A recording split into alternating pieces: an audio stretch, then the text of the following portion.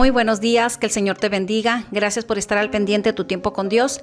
Es un gusto y es un placer poder saludarte y estar en contacto con su palabra. Estamos estudiando Juan capítulo 18 del 15 al 27. El título es El justo y el traidor. Yo le puse por título Siguiendo a Jesús de lejos. Jesús es arrestado y no pone resistencia. Ahora comienza el juicio de Jesús de manera injusta y clandestina. Comienza el juicio ante Anás, Caifás, el Sanedrín, Pilatos y Herodes. Esta fue una burla ante la justicia, pues como dice Hechos capítulo 8 versículo 33, en su humillación no se le hizo justicia. Si vamos a Mateo capítulo 20 del 18 al 19, Jesús dijo: He aquí subimos a Jerusalén y el Hijo del Hombre será entregado a los principales sacerdotes, a los escribas, y le condenarán a muerte y le entregarán a los gentiles para que le escarnezcan, le azoten, le crucifiquen, mas al tercer día resucitará. Y ahora vemos que a las altas horas de la noche, los líderes religiosos se reúnen esperando el momento en que Jesús sería traído ante ellos para enjuiciarlo.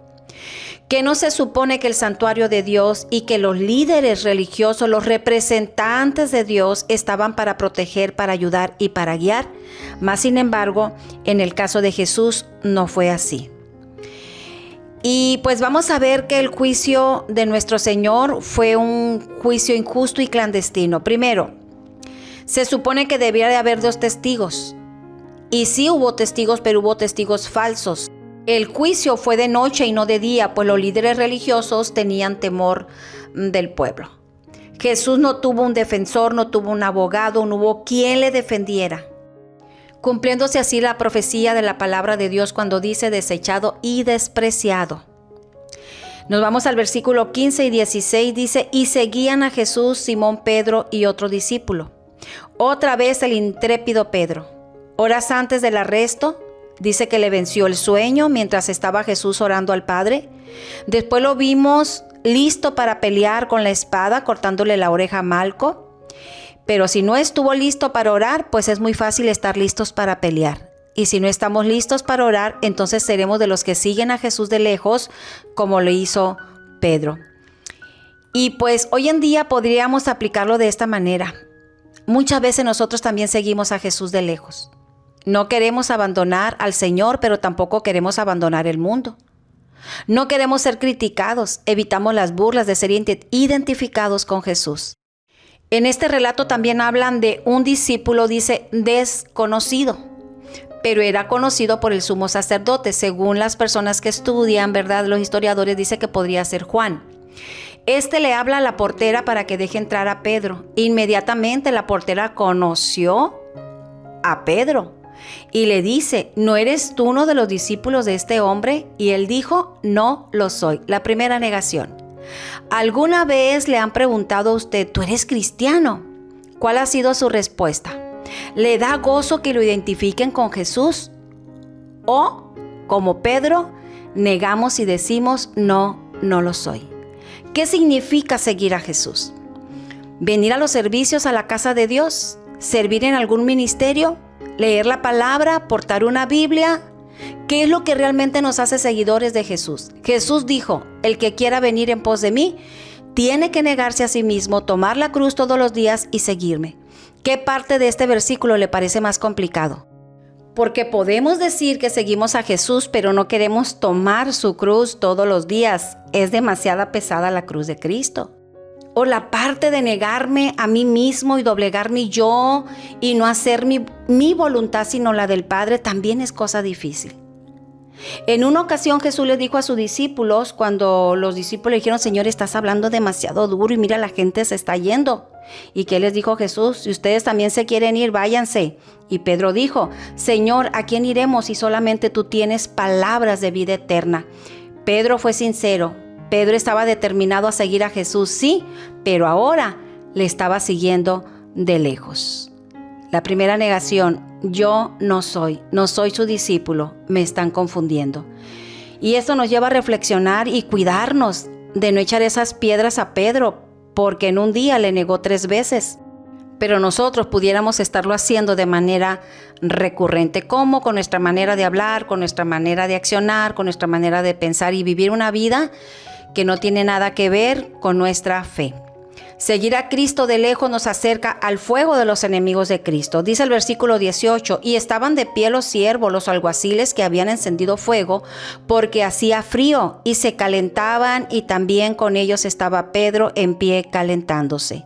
Y el sumo sacerdote le pregunta a Jesús acerca de sus discípulos y de su doctrina. En el versículo 20, Jesús le responde, yo públicamente he hablado al mundo, siempre he enseñado en la sinagoga y en el templo, donde se reúnen todos los judíos, y nada he hablado en lo oculto.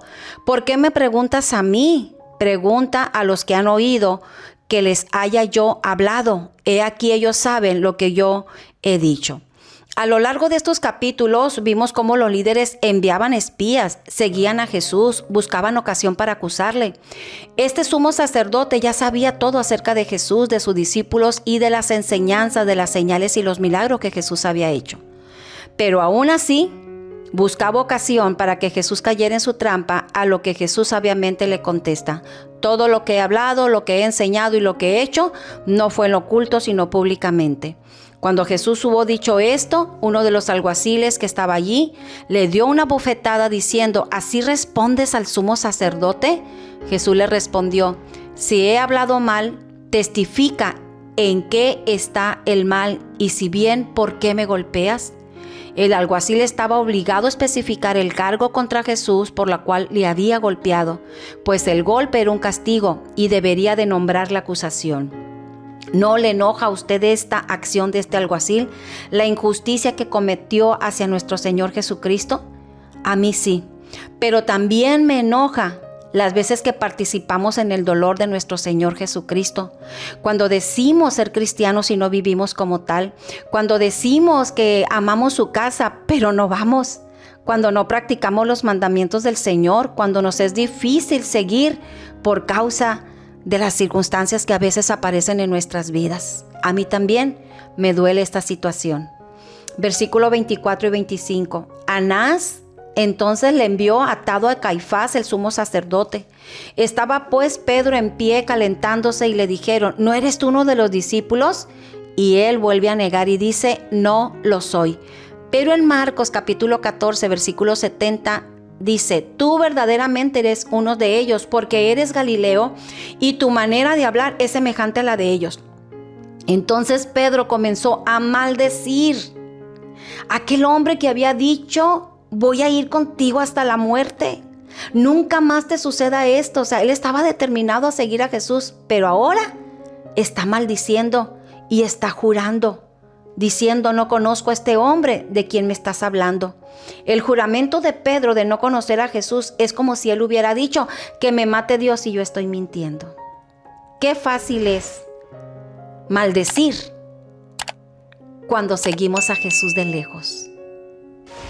Lucas capítulo 22, versículo 61 se describe cómo Jesús, después de ser capturado por los soldados romanos, se gira hacia Pedro y lo mira después de que éste le niega por tercera vez. La mirada de Jesús dejó un profundo impacto en Pedro, quien recuerda la profecía de Jesús y se da cuenta de que había fallado en su fe y en la lealtad hacia su maestro.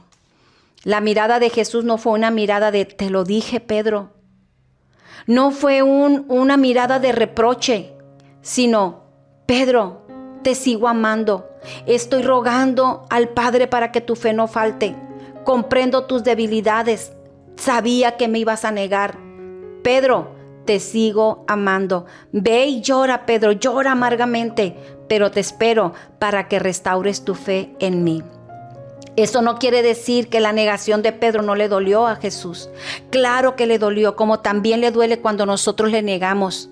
Pero así como Jesús cubrió la falta de Pedro con su amor, una vez que éste se arrepintió, lo mismo hace nuestro Señor. A Pedro le cantó el gallo y entendió Pedro lo que Jesús le había profetizado. Ahora tenemos al Espíritu Santo que nos redarguye, que nos hace ver el mal o la falta que cometemos. Y esto nos recuerda cuando nosotros obramos mal, pero su Espíritu Santo es el que nos lleva al arrepentimiento. Negar a Jesús es un pecado serio, pero también puede ser un pecado perdonado si hay un verdadero arrepentimiento. ¿Pedro se arrepintió? Sí. ¿Lloró amargamente? Sí. No se quedó en el llanto, no se quedó en la culpa. Él fue restaurado y después de la resurrección de Cristo, el Señor tuvo un encuentro con Pedro y le da una comisión. Pedro, si me amas, apacienta mis ovejas. Así que no nos quedemos en el dolor, en las lágrimas de haberle fallado a nuestro Señor. Vayamos al arrepentimiento. Seguro que nuestro amado Señor también tiene una grande comisión para ti y para mí. Que Dios te bendiga, que tengas un día muy, muy bendecido, que la gracia de Dios te acompañe. Gracias por escucharnos. Nos vemos el día de mañana y recuerda que no hay mejor tiempo que tu tiempo con Dios. Dios te bendiga.